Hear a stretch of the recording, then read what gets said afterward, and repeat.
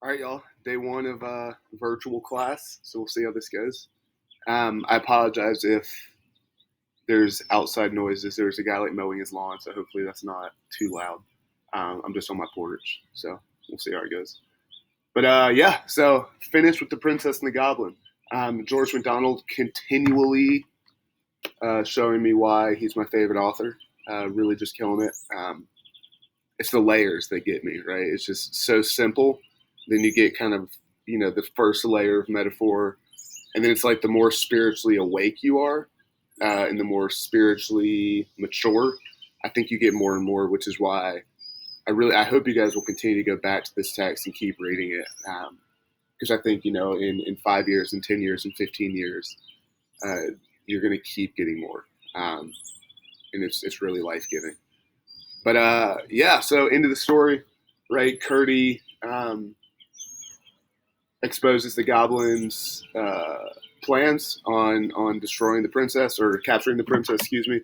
There's kind of the last final battle in their house, and you know justice is finally restored. But what I really want to hone in on today, and what's tough, is like just figuring out. It was tough for me, at least, what I really wanted to talk about. But I think what I want to look at today is this notion of truth as being something that's fantastical, right? And by fantastical, I mean outside of what we would consider, the human five senses, something that we can't necessarily pin down. So you could use mysterious, you could use fantastical, just something beyond, I think, the material world. And I think George MacDonald is making a really strong case for this, right? Throughout, obviously, with the fact of the grandmother being um, this being, right, who not everyone can see, this being who exists even though we can't fully understand her, all of those things, right? He's clearly making a push for this belief that truth is something outside of what we can necessarily pin down with human senses, right? And so there's really three quotes I want to look at today, and I put them up on a slide so you guys could see it, but it has the page numbers if you want to go look there as well. And the first one is when the princess is speaking to Curdy. It's on page 163. She brings Curdy to go see her grandmother, right? And Curdy goes into the attic and he finds an attic, right? The grandmother hasn't revealed herself. The grandmother hasn't showed her presence, right? And we've talked about that's difficult to understand, and I'm not sure I fully understand like why the timing of providence, right? But again, facts don't care about your feelings, so I have to keep coming back to that, right? But the grandmother doesn't reveal herself to Curdy at that moment. He just sees an empty attic, so he's very frustrated, right? And so he calls out Irene for it. He's like, "Who are you to try and expose me in this way? Who are you to think I'm an idiot to believe the existence of your fairy grandmother?" Right? And it's kind of funny because I think that's a lot of times the response that Christians get. When they begin vocalizing some of their beliefs. But it's on 163, and in the princess, this reply I love. She says, "Then if you don't know what I mean, what right have you to call it nonsense?" Right. So she's telling about this grandmother, and Curdy's like, "I don't understand. I don't get what you mean." She's like, "Well, if you don't know what I mean, then you have no right to say that it's not true, right, or that it's nonsense." And she's on to something here, right? And there's a really interesting divide. I think we need to be very cognizant of splitting accurately. This does not mean that everything you don't understand is true, right? Do not hear me say that. That if you don't understand it, it is true. Do not hear me say that. But it also doesn't mean that if you can't understand something, then it's not true. Right, and there's both of those things. And so Curdy is saying, "Hey, I don't understand you, therefore it's not true." That's a dangerous posture. That's a very dangerous posture to live your life with because, man, there are so many things, guys, that you don't understand, that you will never understand. I mean, the problem of existence, right? We don't even fully understand that. But it's dangerous to say if I can't understand something, then it's not true, right? And this is what the princess calls Curdy out for. And so you'll see in the red, I wanted to kind of have like 3 steps, I think, to coming to believe in truth beyond our understanding. And the first one is to at least acknowledge the existence of the fantastical, right? Or the spiritual, or whatever's outside of our 5 senses. I think if you want to really know truth, if you want to live the life of a seeker, which is not the life for everybody, because as we've talked about, it's not easy. I think the very first thing you need to do is at least acknowledge, hey, maybe there's things out there that I don't understand, right? Acknowledge the existence of the fantastical.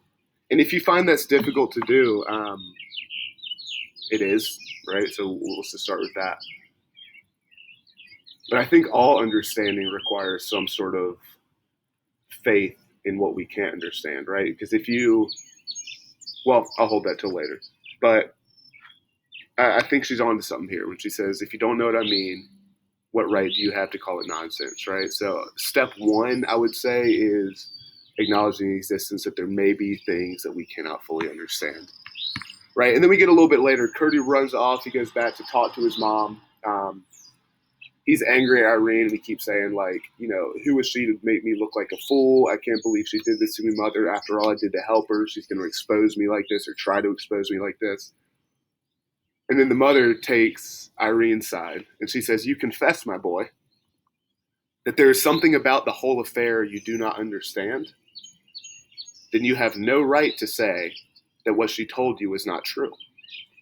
There is something you cannot explain, and her explanation may be the right one. Until you had found a better way of accounting for it all, you might at least have been more sparing of your judgment.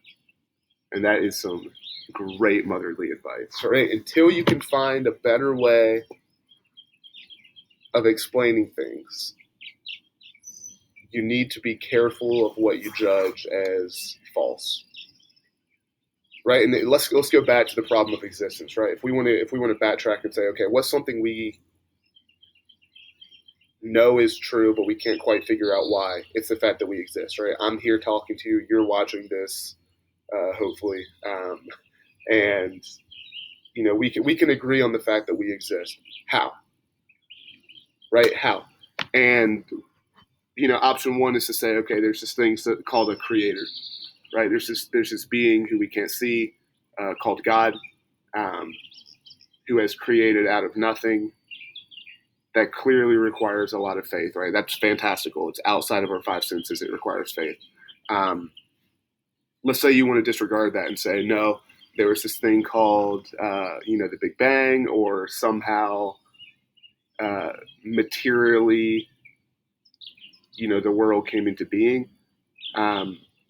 That requires faith, right? You can't see it. There's no, hard, fast evidence of it. Just like, there may be no hard, fast evidence of the kind we look for the existence of God, right? So both avenues of coming to an understanding of existence require an immense leap of faith. And that's what Curdy's mother's getting at here when she says to Curdy, there's something you can't explain, right? And her explanation may be the right one.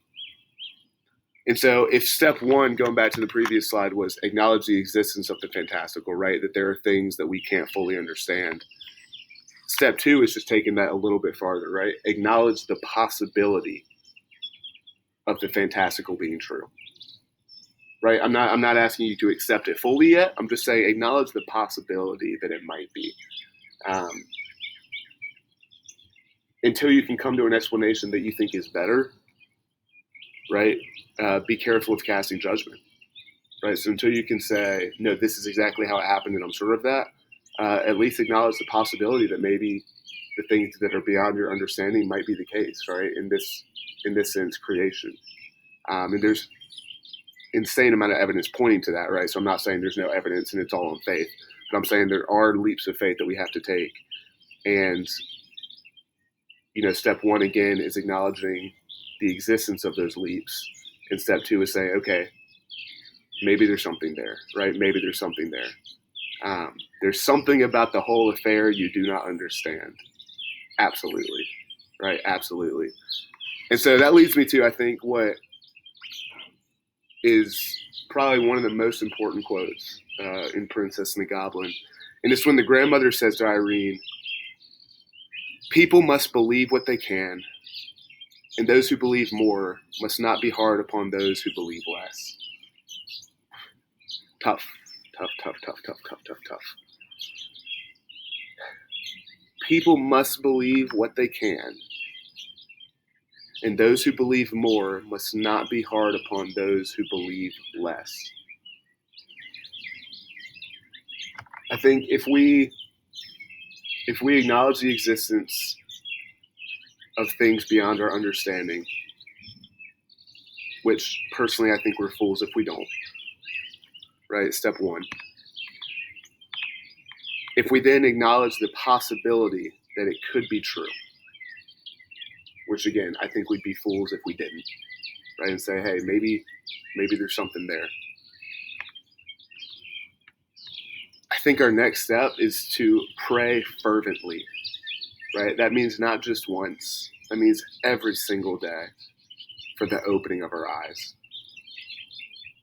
right? I think it takes a special sort of sight, and this kind of goes back to the timing of providence, right? The grandmother reveals herself at different times. The grandmother allows people to see her at different times. I think God gives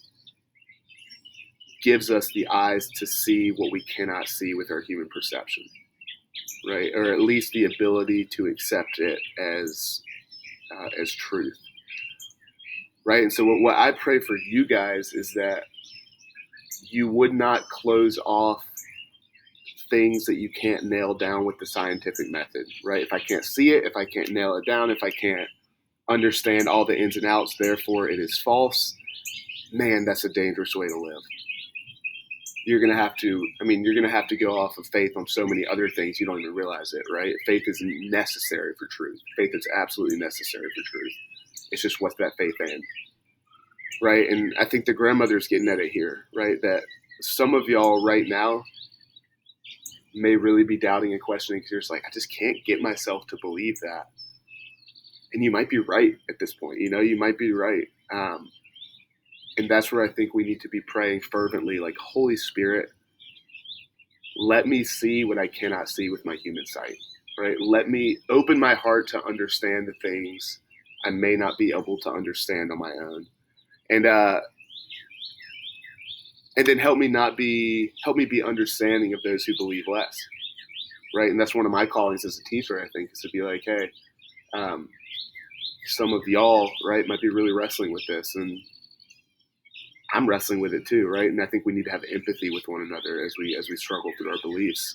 And here are two verses I felt were really just applicable to this statement. The first one's what is my prayer for you guys, right? It's David in the Psalms. He says, "Open my eyes that I may behold the wondrous things of your law." Right? Open my eyes. Give me the sight I don't have. Reveal yourself to me. Because there are things beyond my understanding that I cannot grasp on my own, and I need your help. Right? And then I love Jesus in Luke. It says, then he, meaning Jesus, then he opened their minds to understand the scriptures.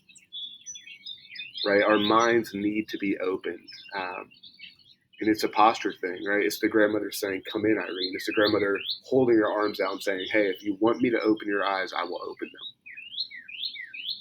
It requires asking, though, right? It requires opening the door. And if you feel like the door's not opening, knock, and it's going to be opened, right? Keep knocking. So anyway, I think truth is fantastical, right? There is something about truth that is mystery, that is beyond our human perceptions and our material understanding. And I think it really takes these three steps, right? Acknowledge the existence, that there might be things beyond what we can see and touch and feel, right? That's step one. Step two, acknowledge the possibility that maybe it's true, right? Until we can completely disprove it, maybe there's something there. Look for the evidence that points to that, right? Don't just go off of blind belief. I'm not asking you to just accept whatever's said to you, but there's faith required in everything, right? So look for evidence pointing to something, and then acknowledge the possibility that maybe what you can't understand might still be true. And then pray, right? Pray fervently and say, Father, if you are who you say you are, open my eyes. right? Open my eyes. That prayer costs you nothing, right? It costs you nothing, but it could give you everything, right? If you could be spiritually awake, man, you couldn't ask for more, right? You couldn't ask for more. So to end, here's our theme list. I wanted to add this last theme, the one in red. Truth is beyond our complete understanding, right? That's the first step to acknowledge, like, man, we can't nail down everything, and we need to be okay with that, right? And to a certain sense, it is fantastical, right? It is fantastical, right? But a good image for me, I've always thought, like, how foolish would it be for, like, if you were an ant? This is so random, but if you were an ant, you're crawling around your little ant hill, and you're like, yeah, humans don't exist because you can't believe in that, right? It doesn't change the fact that they do. And I imagine that's kind of what we're like, right? We're running around being like, oh, God, right? But I firmly believe that truth is out there, and it requires the Holy Spirit to open our eyes, right? There is an essence of it that's fantastical, and it requires that spiritual insight and that spiritual softening. So make that your prayer, guys. I really hope that you make it your prayer to say, God, open my eyes, right? I want to see truth. I want it to be revealed to me, and I need you. So yeah, that's my prayer for you guys.